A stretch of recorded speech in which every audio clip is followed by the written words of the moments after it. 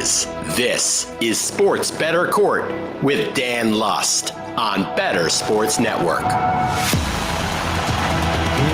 Welcome back to our second episode of the Sports Bettor Court. I am your judge, Dan Lust, and this is the show where we have some fun. We take some sports betting lines, best 2 out of 3, a little bit of sports betting, a little bit of law, our brand of sports betting law. Now, before we get into it, we have 2 combatants today. Mike Randle will be our returning champion. He will be back alongside John McKechnie, the challenger. Now, before we get into the betting topics of the day, let's talk a little bit sports law. This is the dead time of the summer. We have no football, no basketball, but we do have golf. Big story today in our golf world. Tiger Woods, the greatest golfer of all time, is in the headlines. This time, I think, for a good reason. Now, I think probably some people have heard of the lawsuit as of between Tiger Woods and his ex-girlfriend, a $30 million wrongful eviction case. Now, before I give you the overview of that case, let me kind of explain this 2023 day and age, my opinion of this social media beat. A lot of people see the headlines. They don't actually read the case. They don't follow up to see what the disposition is. This was a case that made headlines for Tiger Woods evicting his girlfriend from his giant mansion, his $50 million estate. She sued him for $30 million, alleging she had, I think, 6 years left on an oral agreement to be able to stay in this crazy mansion. Now, we'll certainly get into the facts of this case. But what I do find very interesting is this case, right? There's an NDA, we can get into the specifics, but Erica Herman was alleging that there was some element of sexual assault and sexual abuse that allowed her to be in an open courtroom and litigating this in front of everyone, in front of the media. Now, there were some outlets that ran with the story and saying Tiger Woods, at it again, add this to his list of things that cloud his legacy as a golfer. Now, if you just read that headline and you did not follow up, you did not listen to this update today, maybe you're out there thinking, Tiger Woods, yeah, great on the golf course, but off the course, he's got all these issues. Today, that lawsuit for wrongful eviction was dropped by his ex-girlfriend. The judge there ruled that she had ample opportunity to show a pattern of sexual assault, sexual abuse, and they were vague and threadbare allegations with nothing else. Erica Herman, Tiger Woods' girlfriend for, I think, 5 years, just about, has now dropped that case. So unless you're following up a sports show just like this, you didn't know that. So I look a little bit of facts here, and I think it's just helpful for an overall procedure, knowing what's going on. If you really want to know what goes on in sports law, obviously you go to the right place. You go to the Sports Bettor Court. Tiger Woods and Erica Herman started dating in 2017, according to the complaint. In 2022, Tiger Woods made headlines, or the lawsuit made headlines when she was I think the word was some trickery used to kick her out of the house and then lock her out. She sued for $30 million, alleging that there was 6 years left on an alleged 11-year oral tenancy. So you ask yourself, what's an 11-year oral tenancy? Erica Herman was alleging that Tiger Woods said that she could stay at his mansion for 11 years. There was no contract, just kind of an oral saying, you could stay here for another 6 years. That case has now been thrown out. Erica Herman was seeking to get out of that NDA and get into a courtroom to tell everybody about her case, sexual assault, sexual abuse. Judge was not buying it. That has been thrown out. And that clears the way for Tiger to get out of these bad headlines and maybe back on the course at some point. Not the Open Championship coming up here, but maybe soon. Tiger will emerge from this cloud of off-course headlines. But yeah, again, you come here for the real facts. This case is now dismissed, and we get back to talking about sports. So when we come back here, we'll bring in the competitors for the battle on Sports Bettor Court. The Detroit Lions select Sam Laporta, tight end, Iowa. Had to go with your boy Sam Laporta there to pair with TJ Hawkinson. Sammy, I couldn't double down on rookie tight ends. I think that would take it. That's taking it a little too far. This could be one of the most exciting rookie tight end classes in a while, just based on the archetypes of these guys, of the Dalton Kincaids and the Sam Laportas. Obviously, Green Bay drafted 2 themselves with Tucker Kraft and Luke Musgrave. So after Kincaid, I would say is probably the consensus with tight ends. Like, who do you like as far as the best ball, like end of best ball? Do you like Laporta, or is there anybody else you like more? I do like Laporta. We're looking for guys that can be a top 2 target on their team. So any path, any argument you could make, right? So you can make the argument that Dalton Kincaid is going to be a top 2 target with after Stephon Diggs. You can make an argument that with Jamison Williams suspended, now Sam Laporta is just going to play straight up wide receiver. He looks like a wide receiver. Why can't he line up out wide at split end, right? It's like Marvin Jones and Amon-Ra St. Brown. I would also throw another name in the ring, and I don't mind, since we're doing this for the fans, for the kids. He's still on the board. Luke Musgrave on your Packers. They're not super loaded at wide receiver. We like the guy Reed they drafted, but you never know. So why can't Luke Musgrave be a big slot? In fact, they drafted 2 tight ends, Tucker Kraft and Luke Musgrave. Tucker Kraft is more of an inline guy. They might just go 2 tight ends right away. Tucker Kraft inline, Luke Musgrave in the slot. Why can't he be a target monster for Jordan Love? So those are the guys, those are the conditions that you need for a rookie tight end to succeed. They need to not only be the best pass catching tight end on the team, but a top 2 pass catcher on the team outright. That's how you get Kyle Pitts. Evan Ingram as a rookie was top 5 because Odell Beckham Jr. hurt his knee 4 weeks into the year. So that's the formula. We're looking for guys that can actually be a top target right away. Otherwise, we're playing the sit and wait long-term game, which is what you're doing with guys like Michael Mayer.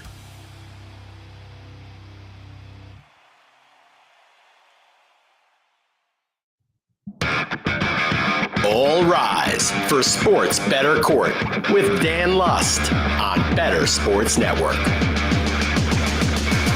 We are back.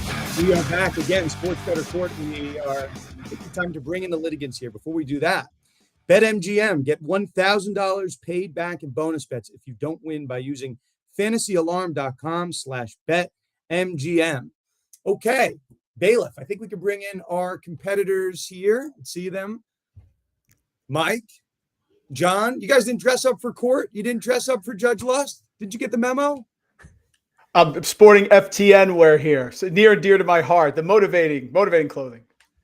Well, this thing has a collar on it, so I felt like that counted, and got to represent the now, as of this afternoon, first place Baltimore Orioles. So that explains the wardrobe choice. That's fair. That's fair. Maybe a suit and tie next time, but at least I got the button down. You guys got at least one collar between you. That's all good. Mike, you are our returning champion here. John, you are our challenger. Here are the rules for those that don't remember. We play best 2 out of 3. We pick 3 bets. I decide who makes the best point, best argument between the 2. The audience can decide if they actually want to make these bets, but I will tell you which one it was at least articulated the best, the most persuasive argument. So bet number 1 on the table. We go over to college football, the Heisman Trophy. Mike, you are our defending champion. Give us your pick for the Heisman Trophy winner. Dan, just because it's the favorite doesn't make it a bad bet. It's Caleb Williams, the quarterback from USC. And listen, I know what you're going to say. No one has won back-to-back Heisman since 1974, 1975 with Archie Griffin. But if anybody can do it, it is Williams. He now is connected to Lincoln Riley for a second year here. You have a motivated team that lost to Utah, wasn't in the college football playoffs. You have a quarterback in Caleb Williams who can run. You have a guy who can throw. He had 52 touchdowns last year, over 300 yards on the ground, and he's motivated. He's projected to be the number 1 draft pick here, and you're getting at plus 500, plus 550. The only argument against it is it's back-to-back. But you have a great coach. You have a prolific passer. You have someone who won the Heisman last year, and you have a motivated team. This guy can run. He can throw. I'm going with Caleb Williams, even though he's the favorite. I don't mind it, Mike. I don't mind it. John, don't tell me you have the second biggest favorite on the board. Who you got? I do not. I'm going with a guy who has yet to make his first college start, but I'm expecting him to put on a show this year. And for me, my favorite Heisman bet is Drew Aller, the quarterback of Penn State. For me, it starts with there is a through line with Heisman winners. You got to be on a good team, right? And Penn State, I think this year is really uniquely positioned where they get Michigan at home. Ohio State on the road is going to be tough, but therein lie 2 opportunities for Aller to truly put himself on the map. He was a 5-star recruit in the 2022 cycle, played a little bit last year, threw 4 touchdowns on 60 attempts. So, I mean, there's a little bit of juice there already. I'm a little bit concerned about what that receiver room looks like with Parker Washington being gone. But at the same time, you have the quarterback of a team that is going to be in the college football playoff rankings and, kind of the tip of the spear for them. So I felt like at 25-1, which is what we're looking at here, I think that we're going to see those odds come way down by the end of September, and I think he's going to introduce himself to the running very quickly. So this is a number that I want to chase now. Okay, so let's unpack both of these. So I think you said Michigan at home and Ohio State on the road, John? Yes. Okay. Last time a Penn State football player won the Heisman Trophy, when was it? That would have been the 90s. Over under 1960. I will take. Well, what's the over in this one? Is it more recent? That's a fair point. 1952, the last time a Penn State Nittany Lion has won the Heisman Trophy. And I think the reason I bring up the home road against Michigan, Ohio State, I'm pretty sure since 1952, they've had Michigan at home and Ohio State on the road. We've been here, Penn State, if we're doing our numbers here, I think last year in the Big Ten, they were fourth in passing attempts. So it's not like they have the air raid offense over there, but 25-1, there might be some value. John, let me go back to you. You did say it. Archie Griffin, 1974, 1975, the only guy to win back-to-back. But, we've had 35 years since then, maybe more than that. My math is probably not checking out. Almost 40 years. What makes him the guy to do it?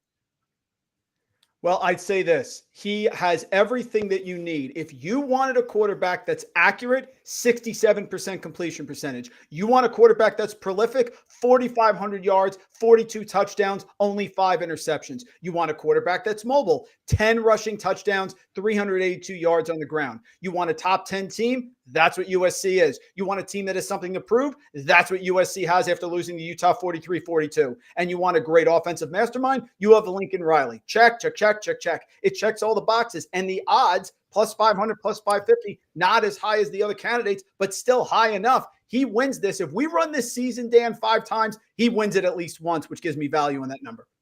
See, I like the confidence here. I mean, let's do this. I think I'm ready to render a decision here, but we're just looking at Caleb Williams' stats, right? He's got the 1 year at Oklahoma. He's got the 2nd year at USC. But just like, you follow the judge here, we see upward momentum, 64% passing rate, 66% his next year, 21 touchdowns the first year, 42 passing the second year. So we're seeing an upward trajectory here, as we saw, right, with Nikola Jokic over in the NBA. To win back-to-back, you have to really go above and beyond that next year. John, I'll give it to you here as we wrap this up. Now, I don't think I'm buying Drew Aller at 25-1, but the question really here for me, I mean, maybe I'll take a flyer, but at 5.5-1, sell me. Why should I not be taking Caleb Williams here? What is the downside to who is probably the best player in all of college football? Expectations. We're talking about a guy who has to defend the belt, essentially. And I believe that Caleb Williams does have the goods to do that. I'm a big fan of his work. He's incredible to watch. But I think that USC has a really tough schedule. Oregon's on there. They're going to have to go to Notre Dame. Those expectations, USC lost a couple of times last year. They got, kind of bullied in the Pac-12 championship game against Utah and still was able to win the Heisman Trophy because, we had some other instances, CJ Stroud, Bryce Young falling by the wayside just a little bit, allowed Williams to surge there at the top at the end of the season. But if USC essentially has no margin for error, so Caleb Williams not only is going to have to match or beat what he did last year, and they're not going to have Travis Dye holding down that backfield. Jordan Addison's obviously gone. They've had some transfers in that receiver room. It's going to be tough for him to completely replicate it. I'm not doubting that he can, but I think you have to at least acknowledge the difficulty that is in front of him with what he has to prove to the Heisman voters. I think that's very fair, and I don't have the numbers in front of me, but certainly in our history, you've had someone come back to school after winning the Heisman, and usually that guy is going to be the favorite the next year. But as we just pointed out with Archie Griffin, right, no one has done it. Now, health permitting, it's always the bet here with a physical style like that as a runner. You got to be a little bit concerned. But speaking of defending the belt, Mike, for round 1, I think he did an admirable job over here. We have Jaden Daniels. We have Quinn Ewers. I'm not loving 2-3. I think there's such a big gap between Caleb Williams and the crowd. I think at 5.5-1 here, I kind of like those odds here. So health permitting, I do like the bet. Mike, round 1 goes to you. Okay. Now, gentlemen, stay here. You ready for this? Okay. Let us take it over to professional football. Now, we can talk about a number of different divisions. I'm sure we will on the show over the course of the next few weeks. But I want to start with the division of the Super Bowl winning Kansas City Chiefs. Now, the AFC West is going to be hard fought. I remember last year, some people were picking the Kansas City Chiefs to finish last in that division.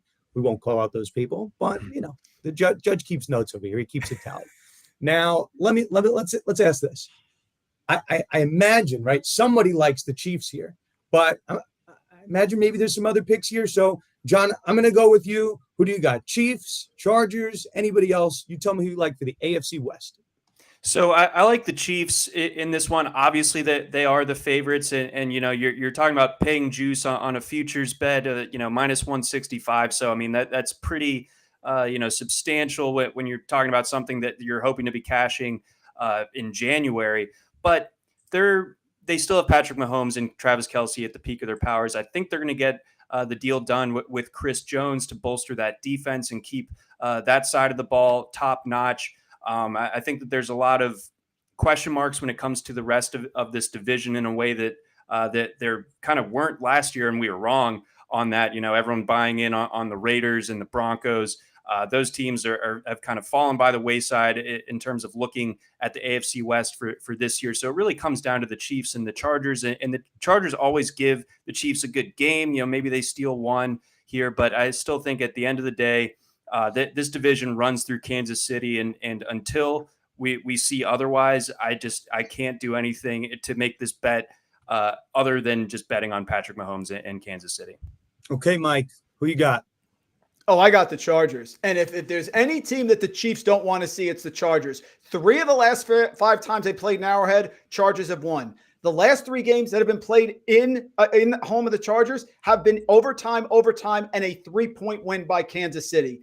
The Chargers want to play the Chiefs. They're ready. They draft Quentin Johnston. They now have 3 big-time wide receivers in Keenan Allen, Mike Williams, and Quentin Johnston. And oh, by the way, they got rid of Joe Lombardi with that archaic offense, and here comes Kellen Moore from the Cowboys. Why was Kellen Moore let go from the Cowboys? Because he passed too much. Now they have Justin Herbert. Austin Eckler is back on an incentive-based deal, and the defense is better. We talked about it. The defense is better. Derwin James, remember him body slamming Travis Kelce? They have the players to match up with the Chiefs. You're going to give me plus 340 with this Chargers team. All I need, Dan, is a little bit of injury regression that they can actually stay healthy, and Rashawn Slater doesn't go off the offensive line, and this team is ready to overtake the Chiefs coming off the Super Bowl championship.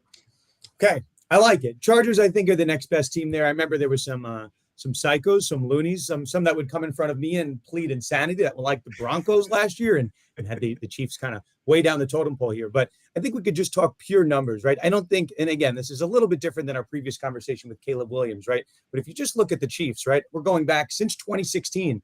The Chiefs have won the division every single year, 2016, 2017, 2018, 2019, 2020, 2021, 2022. Now, in 2019, they won the Super Bowl. The next year, guys, in 2020, Chiefs went 14-2 in their title defense. So I know, John, you were saying, it's always the Chiefs and the Chargers at the end. It's always the Chargers kind of dropping the ball and messing things up. Mike, let me go to you here. What makes this year the year for the Chargers? They have Herbert. They have everyone. They've always had the piece in place. But what's to make this year to get them over the hump? It's regression to the mean. You know that, Judge. You know that things will regress and that things are going forward. They're going to come back, whether it's positive or negative. They just need to have reasonable health, and their defense is better than the Chiefs. They have a great quarterback, not as great as Mahomes, but a great quarterback. They have great weapons. They added one on the outside. They have Donald Parham, who's a 6'9" tight end that was hurt all of last year, and they have a solid offensive line. Give me some regression. Finally, Chargers fans, give me health. They have proven it, even with injuries, that they can win in Kansas City 3 of the last 5 years. It's not about beating Kansas City, though. It's about beating everybody else. And there's health, and then there's also mental health and mental coaching errors, which Chargers can't get over themselves. John, I'm leaning here. I'm leaning you. Tell me why this is not the year for the Chargers. I think that's the main competition here. Well, when the big kind of center point of backing the Chargers has to do with health, I can't get behind it. They seem to be more snake bitten than about anybody when it comes to the injury luck. But beyond that, I just believe that this is a Chiefs team that, yes, they take the best game from the Chargers twice a year.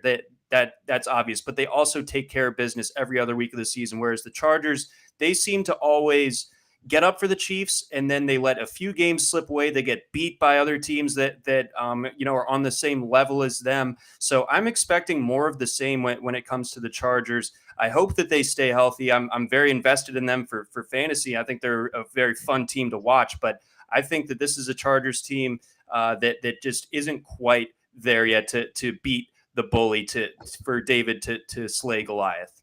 I think so. I think last year was the year without Tyreek, and if they couldn't do it last year, I'm not sure how they do it this year. Sign me up.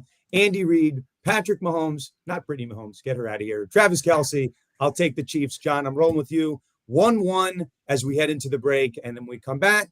The rubber match, round 3.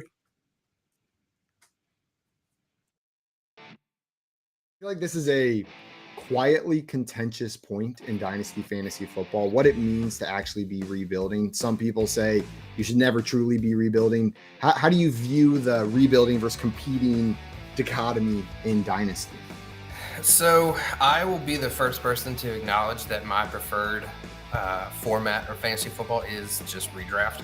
The years that I have played dynasty, it has been I've drafted a win now team because I've seen people that have just gotten into the cycle of rebuilding and thus they just don't make any progress. So if you're rebuilding for the 5th year in a row, I just, I don't know exactly how you get out of it, but yeah, it's definitely something that can happen. And a lot of people, especially when we come out of the NFL draft, everyone's just instantly shipping off, draft picks and everything. So, I mean, it's definitely something that can happen. Joey, do you feel similarly to it? Do you feel like you see people getting stuck in the rebuilding loop? I mean, I would say people that try to rebuild in the beginning of seasons, of their fantasy seasons, I see them get stuck in that rut. I would really try to only ever rebuild if I knew I was going to miss the playoffs. Like, I'm always trying to play to win, even if it's maybe I don't know. I think my big thing is the word rebuild is a much shorter time frame than I think most people say it should be. Like, they look at rebuild as like 3 years out competing. Rebuild, you're looking to compete next season. You know what I mean? Like, if you're doing it now, you're looking to revamp, and maybe there's a one season where you ship it off, but that very next season you should be competing. If you're doing it like that, I'm cool with it, but you gotta have a plan, not just keep getting the young players, keep getting the draft picks. Otherwise, you end up like Tim. Maybe not like Tim who gets a bye, but you make the playoffs, you're in that like 4 to 6 range every year, just hovering in the middle. Nothing ever gets better, nothing ever gets worse. I think I play like you in Dynasty, Simon. I play in 3-year windows. 100%. That's my go-to. And with the rate at which Dynasty leagues turn over, you should really only ever play in a 3-year window.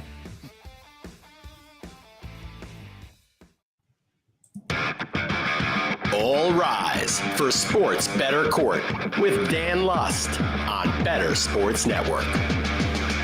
Welcome back to round number 3. Again, a reminder, Mike Randle, Chief Content Officer over at FTN Network, obviously last week's defending champ, and John McKechnie, College Football and Sports Betting Editor for RotoWire. Before we get to round 3, Fantasy Alarm's All-Pro subscription has everything you need for football season, including the Fantasy Alarm Fantasy Football Draft Guide, your cheat sheet, and one-stop shop for dominating your drafts. It's digital, constantly updated with new information. Purchase the draft guide for $26.99 or get it free with a monthly or annual subscription to Fantasy Alarm. Start your free 7-day trial of Fantasy Alarm All-Pro and get immediate free access to the draft guide. Go to fantasyalarm.com. Gentlemen, we are back. We are back. At some point, we'll get an upgrade on the show. They'll give us a few more dollars to spend here. And I think we can get a bailiff to really kind of throw the loser in the slammer. But for our purposes here, get ready. The winner gets to do a little bit of a shout. Some programs they're working on, some things in the works over here as we get closer to football season. The weeks are counting down. Now, we are in the heart of football season's over here, basketball over here, in the heart of baseball season. The story captivating everyone, at least for a period of time. Ellie De La Cruz took the world by storm, but is he going to win the Rookie of the Year? Now, baseball diehards will know Corbin Carroll's been there the entire time. Number 2 prospect when the year first started. Guys, NL Rookie of the Year. Who wants Ellie? Who wants Corbin? I'll take Ellie. Go ahead, Mike. Defend your crown over here. Elly De La Cruz has been the biggest impact player in baseball with a debut that we've seen in years. Now, look, I know Carroll is well ahead of him. I get that. Over 200 more plate appearances. But if anyone's going to come from behind, it's the profile of Elly De La Cruz. Oh, he just stole second, third, and home again. You can get him at plus 800 on FanDuel. He's bigger, stronger. He's actually hitting above Carroll right now at 288. I know Carroll's the favorite, but he did have some shoulder issues before the All-Star break. I understand Carroll is the heavy favorite, but if someone's going to be a long shot, and we like long shots on this show, De La Cruz is the guy. He's got a better lineup around him in Cincinnati. He's been an impact player. Once he gets rolling down the stretch, if the Reds start getting hot and moving ahead here and doing well, De La Cruz is at the center. He has the profile, especially he's at 500 to 1 in a lot of places, plus 800. I'll take him over Carroll. John, we're laying a lot of juice here. Minus 500. You think this is just the lock of the century? Is that all it comes down to? Other than Ohtani, yes. I mean, we're talking about Corbin Carroll in not just the NL Rookie of the Year space, but like he's in the top 5 in the NL MVP overall. And obviously, he has the leg up on Elly as far as, service time, having, broken camp with the Diamondbacks. But, I'm being put in a tough spot on this show. Caleb Williams went to my high school. I'm like a huge Caleb Williams guy. And now I have to poke holes in Elly De La Cruz, the most fun player in baseball. It's a tough scene over here, but I got to do it. There was a tweet the other week that was kind of like, Elly De La Cruz, have you seen his launch angle? It's not going to hold up. And I viscerally reacted to it. I'm like, I can't stand people like this. But at the same time, you look at the underlying numbers when it comes to Elly, and while he is electric when he's on the base paths, he's striking out almost a third of the time. That's just not great, and I don't really see that turning around mid-season and him chopping into that strikeout rate and getting it under 30%. So you're worried about that. You're talking about Carroll being the kind of MVP on the among position players on the Diamondbacks, a team that is well positioned to make the postseason this year. If Carroll is the driving force there, then I think that he runs away with this award. I mean, he's doing everything you could ask. He's hitting close to 300. He's second in the National League in triples, 900 OPS. I mean, he does it all. Mike brought up a great point in regards to that shoulder injury. I was very concerned about that last weekend going into the All-Star break, but it seems like the time off has allowed him to get back up to speed. He's been having a very prolific week this week, so I'm hoping that the shoulder is no longer an issue. And if that is ultimately the case, we got 2 more months of electric production from him. I love it. Let me stop you there, John. So I guess this is the tricky part. I wish this was an argument where Elly's kind of rate stats were better and it was just an issue of small sample size, but we're not looking at that. I think what was kind of been lost, and John, you kind of pointed it out, right? Overall, the numbers are just better, right? OPS of 786 for Elly De La Cruz since he came up. Corbin Carroll, a robust 900. I'll give you another one. The judge does some research over here. Since June 24th, so after that really hard start that everyone was talking about. So in his last 20 games for Elly De La Cruz, June 24th to the present, 235 batting average, 258 on base, 318 slugging. Those are not good numbers. We are certainly heading down. Now, Mike, sell me here, though. Elly De La Cruz is the number 2 here. I think the next closest guy in the betting odds is 34 to 1. What scenario has to happen for De La Cruz to take this crown? I think Corbin Carroll's really just just can't play anymore. I think that's almost it. Well, here's the thing. When you bet a long shot, guys, it's a long shot for a reason. Is it fun to bet the favorites in the NCAA tournament? You want someone who's live in those early round games, and Elly De La Cruz will be live. Yes, Carroll has to get hurt, and yes, he strikes out a lot, but he has an exciting profile. The stolen bases are there. He's electric. And remember, these awards are also a team award to a certain extent. I believe that's true. So all I need is the better lineup to get going here, the Reds to move forward, Carroll maybe to get hurt. The question is, Judge, do you want him at minus 500, or do you want to take a shot here on a long shot who has the profile that when he plays every day, he can have electric moments in the second half of the season? Funny story. I know a guy that bets the number 1 seeds to beat the 16 seeds, and just don't ask him what happened a couple of years ago at Virginia. That was a a bad day in his household. Still married, but bad day in the house. Now, that's the logic you have to think about when you bet a minus 500. I might be of the opinion if Corbin Carroll doesn't have another at-bat this year, he still may be in the running. I mean, he's such a big lead here. So, John, sell me on this. Let's say you don't want to put your money in the stock market. You want to bet the entire house on Corbin Carroll. How confident are you feeling? Do you see any route where he does not win this award? The only route is the shoulder injury coming back or something else cropping up, it leading to a long stint on the injured list, because you watch this guy play, he does it all. Total 5-tool player, leading this resurgent Diamondbacks team. I mean, both these guys are, the face of these exciting young rebuilds. So, I mean, I totally understand the case for De La Cruz in that sense. And the NL Central is a little bit more wide open to an extent than the West. I mean, the Diamondbacks are battling it out with the Dodgers. I kind of expect the Dodgers to win out overall, but I mean, hey, if Corbin Carroll is the guy that kind of helps push the Diamondbacks into relevancy and into the postseason this year, it's going to be really, really difficult for anyone to jump him for this award. This is tough, very tough. I mean, Corbin's sitting there right now, basically at 2020. I don't even know if he has to play again. I think he can have Ellie De La Cruz's last 20 games. I think he can have that the rest of the year and still be okay. But listen, on this betting show, we pick winners and losers. This is tough. This is a tough one. Mike, you're a defending champ. John coming in here, coming out swinging. I think I'm going to have to go with the new guy, John. John, taking it down. Listen, minus 500. I can never tell someone to take a minus 500 bet unless it's basically a lock here. You can't just throw money in flyers just for a hope and a prayer and sling it up. John, congrats. Your first win on our show. Mike, we're not throwing you in prison. That's your bird bath like they used to give on Price is Right. You get something. You get a bird bath. You don't get thrown in prison. John, what are you working on? What's going on? You working on any draft prep guides? What do you got going on for the 20 upcoming seasons, 2023?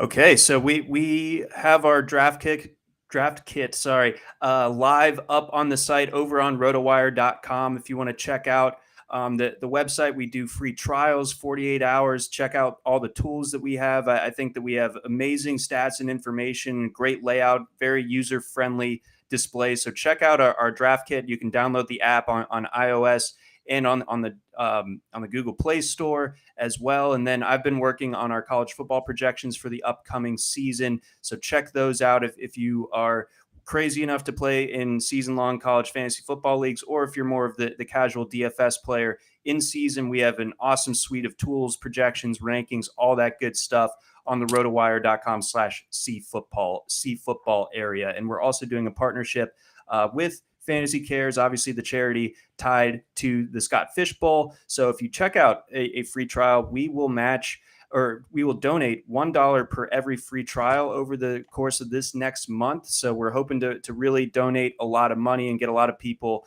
to check out our site over at RotoWire. Good stuff, John. Mike, sorry you have to give away that championship belt. You had it for a week. We'll cover your shipping and handling over to John over here.